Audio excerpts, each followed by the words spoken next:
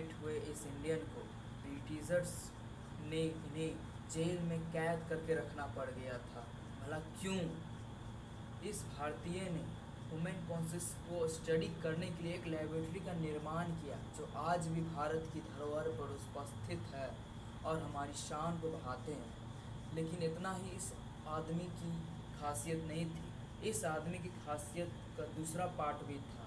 अगर अंग्रेज़ों की नज़र से देखें तो ये एक आतंकवादी थे, अगर एक भारतीय के अनुसार देखें तो एक ये ज्ञानवर्धक ऋषि थे जिन्होंने बॉम्ब बनाने के नुस्खों में मास्टरी हासिल कर ली थी, जिन्होंने अपने देश के लिए क्रांतिकारी बनना महसूस किया।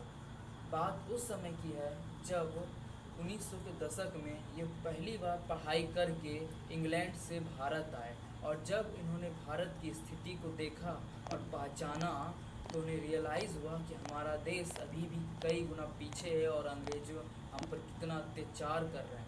तभी उन्होंने एक न्यूज़पेपर का संगठन किया जिसका नाम वंदे मातरम रखा, जिसके बदौलत उन्होंने ब्रिटिश अंग्रेज़ों के अत्याचार को दिखाया और डायरेक्ट चैलेंज किया अंग्रेज अधिकार शासन पर।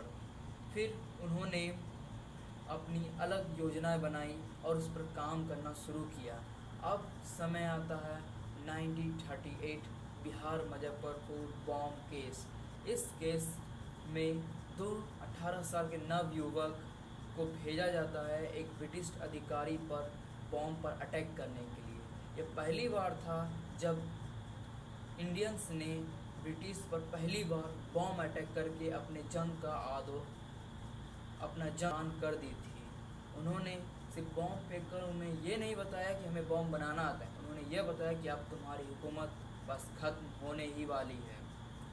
उसके बाद उस बॉम्ब केस में खुदीराम बोस और प्रफुल्ल चकिया ने इस अधिकारी पर बॉम्ब अटैक किया और उसे मौत के घाट उतार दिया। लेकिन इस केस का जांच पड़ताल करते करते पुलिस ने उनके 40 संगठन को पकड़ लिया, जिसमें उनका मास्टरमाइंड भी शामिल था। बाद में इन्हें जेल में बंद रखने की ही पूरी प्लानिंग चल रही थी, लेकिन भारत के एक होनहार लॉयर जिनका नाम चित्तरंजन थे, इन्होंने लैक ऑफ एविडेंस साबित करके उन्हें बाइज्जत बरी करवा दिया। बाद में ये बंगाल से पौंडीचेरी चले गए और उन्होंने अपनी स्पिरिचुअल जर्नी को शुरू किया।